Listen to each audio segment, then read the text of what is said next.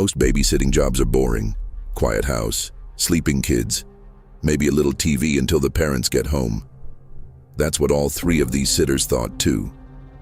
They each walked into a normal night, in normal houses, with nothing to worry about.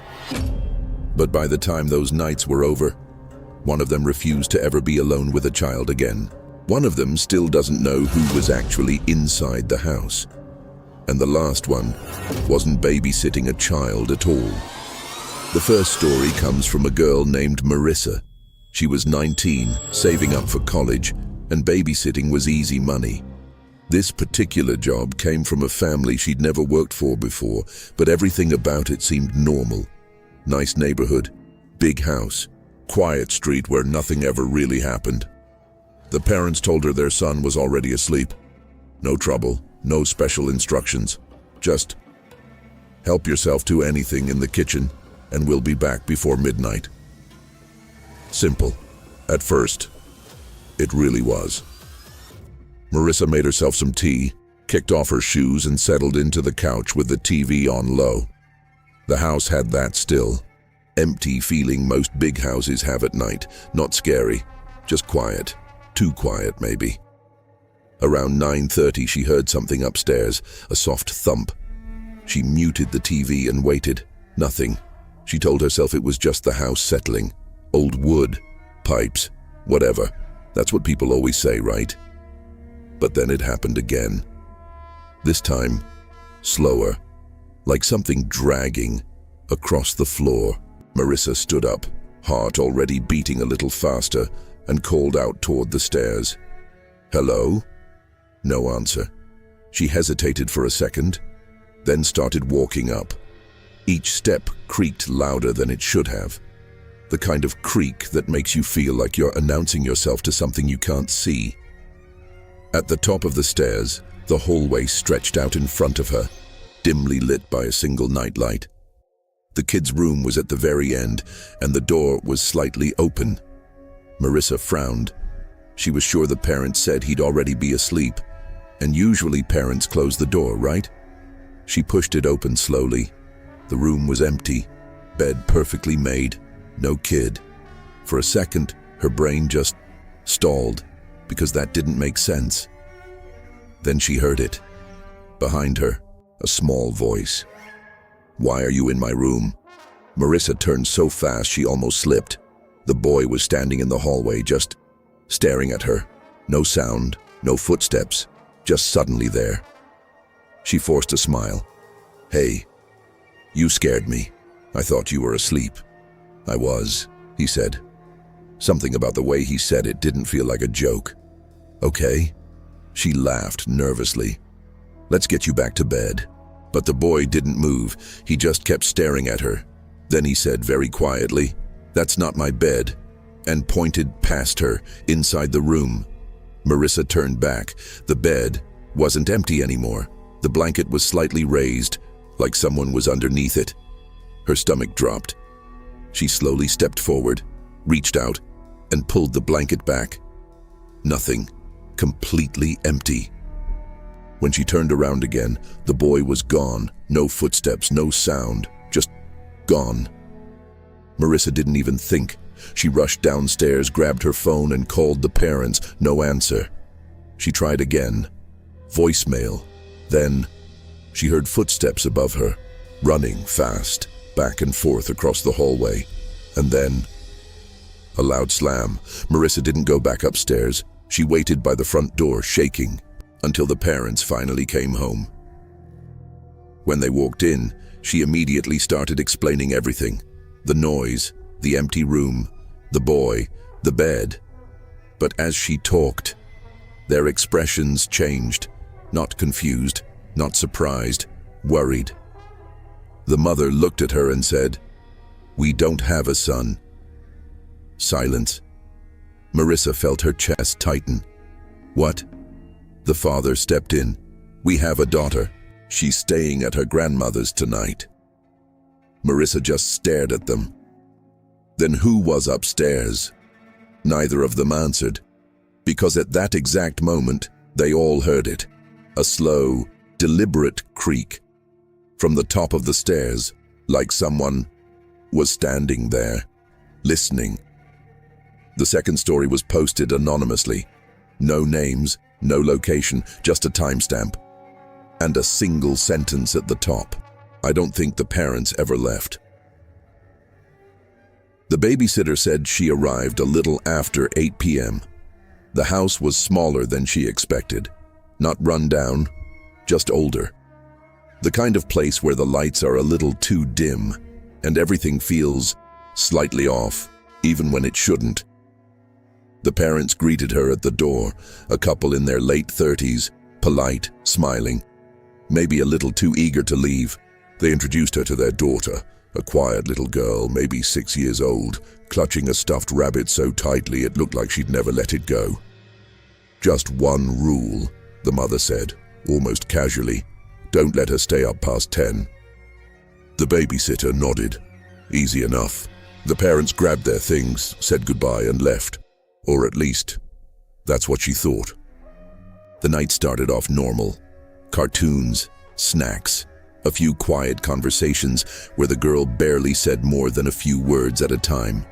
She kept glancing toward the hallway, like she was waiting for something. Around 9:15, the babysitter noticed something strange. Every time the house got quiet, like really quiet, she could hear movement, not outside, inside, soft, subtle, like someone shifting their weight on old wooden floors. At first, she ignored it. Old houses make noise, everyone knows that. But then the girl said something that made her pause. They don't like it when it's quiet. The babysitter looked at her. "Who?" The girl didn't answer, just hugged the rabbit tighter. By 9:50, she decided to put her to bed. The girl didn't argue, didn't stall, didn't ask for a story. She just walked upstairs, slowly, like she'd done this 1,000 times before. Halfway up the stairs, she stopped, turned around, and said, "If you hear them, don't open the door." The babysitter laughed, a little uneasy. Hear who? But the girl had already disappeared into her room, door closing softly behind her. 10:00 p.m., right on time. The house went quiet again. And that's when it started. A soft, dragging sound from somewhere down the hallway upstairs. The babysitter froze, listened. There it was again, slow, deliberate, like something moving across the floor, inch by inch. She stood up, trying to shake off the feeling crawling up her spine. "Hello?" No response, just silence. Then, a creak, not upstairs, right behind her. She turned. The hallway leading to the kitchen was dark, but something about it felt wrong, like it was deeper than it should be, like the shadows weren't just shadows. Then she saw it. A door, slightly open. She was sure it had been closed before. Heart pounding, she stepped closer, pushed it open. It led to a small storage room, empty, except for one thing, a chair, facing the door. She stared at it, confused. And then, it moved, just slightly. A tiny shift, like someone had just leaned back in it. The babysitter stumbled backward, breath catching in her throat. That's when she heard the front door opening. Relief flooded her. The parents, finally. She rushed out of the hallway, almost tripping over herself as she reached the entrance. "Hi, thank God you're back. She stopped. The couple standing in the doorway looked exactly the same. Same clothes, same expressions, but something about them felt off. The mother tilted her head. "You opened the door." The babysitter blinked. "What?" The father stepped inside slowly. "We told you not to let her stay up past 10. Her stomach dropped. "She's asleep. She went up at 10. I didn't." The mother smiled, too wide. "Good." Then she leaned in slightly and whispered, "Because we never left." The babysitter didn't remember grabbing her things. She didn't remember opening the door. The next thing she knew, she was outside, running to her car, hands shaking so badly she could barely get the key in.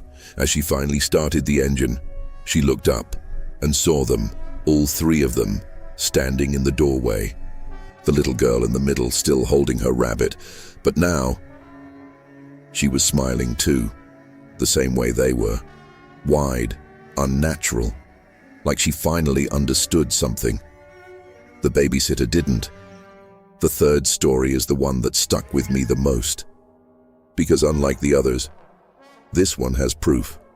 Not clear proof, not something you can fully explain, but enough to make you uncomfortable if you think about it too long.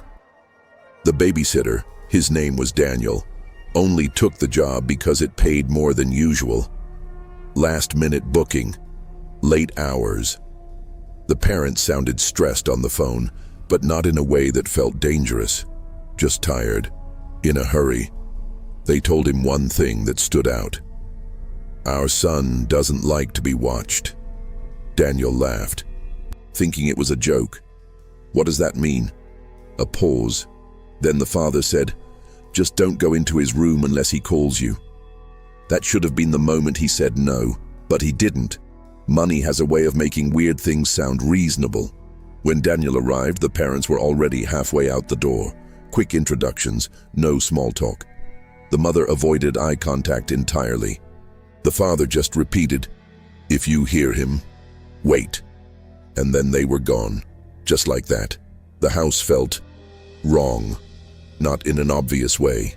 It was clean, organized, quiet, but it felt staged, like no one actually lived there, even though everything said they did.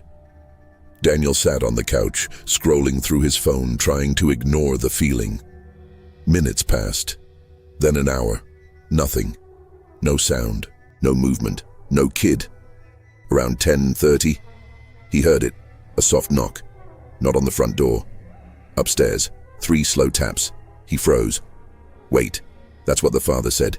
"If you hear him, wait." So he did. Another knock, this time louder, more urgent. Daniel stood up. "Hello?" No response, just silence again. He stared at the staircase. Every instinct told him not to go up there. But curiosity is louder than fear when nothing has happened yet. He started walking up. Each step felt heavier than the last. At the top, there was only one door. Closed. No light underneath. No sound. Daniel reached for the handle, paused, then slowly opened it. The room was empty. No furniture, no toys, nothing. Just bare walls and a single window at the far end. He frowned. What? Then, another knock, right behind him. He spun around. The door, it had closed on its own, and now someone was knocking from the other side. 3 slow taps. Daniel's breath caught.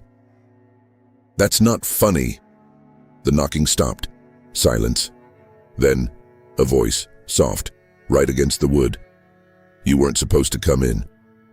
Daniel stepped back, heart racing. "This isn't funny, kid. Where are you?" No answer. Just breathing. On the other side of the door, heavy, close, too close.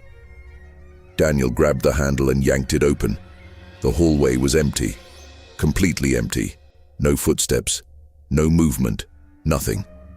And that's when he noticed something that made his stomach drop.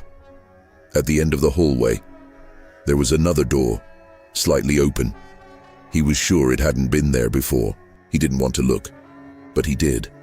Slowly, he walked toward it, pushed it open, and this time, there was a room, a real one, bed, furniture, toys, everything, and sitting on the edge of the bed was a boy, facing away from him, perfectly still. Daniel swallowed. "Hey." The boy didn't move. "Your parents said you might call me." Nothing. Daniel took a step closer. "Are you okay?" The boy's head tilted slightly, just a little. Then he spoke. "But I didn't call you." Daniel froze, every muscle in his body locked up. Then, "Who?" The boy turned around. Too fast, too sharp, and Daniel immediately wished he hadn't asked, because the face looking at him, wasn't a child's face. Not really. The features were wrong, stretched, like something was trying to imitate what a child should look like, and getting it just slightly off. The eyes were too wide, the smile too slow. "You heard me anyway," it said. Daniel stumbled backward.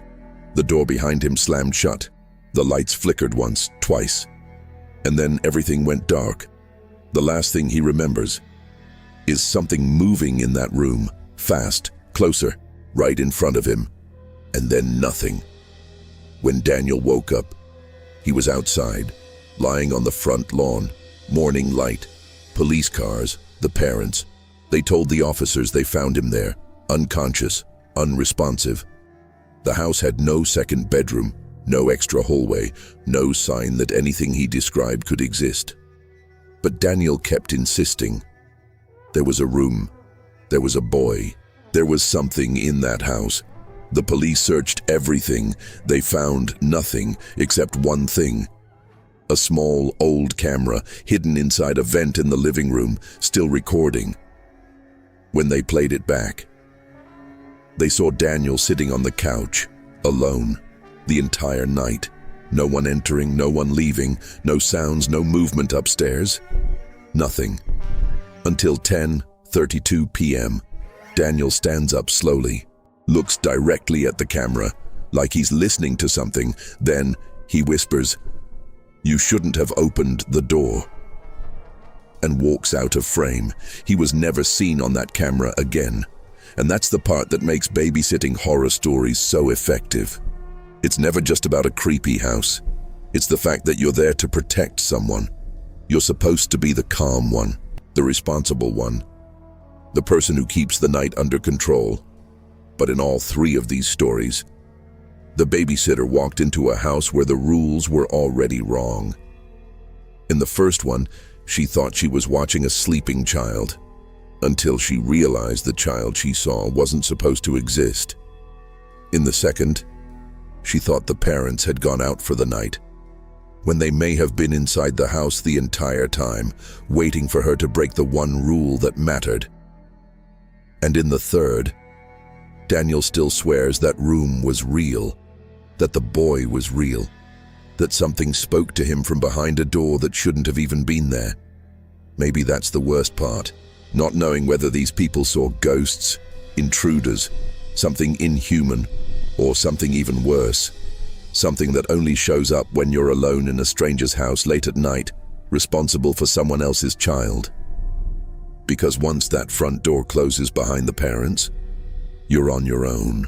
And if the house decides it doesn't want you there anymore, you might not make it to morning with the same version of reality you walked in with. So before you tell me which one disturbed you the most, tell me this. If you were alone in that house and you heard those 3 slow knocks upstairs, would you go check? And if you want more stories that get darker the longer you think about them, subscribe, because the next one is worse.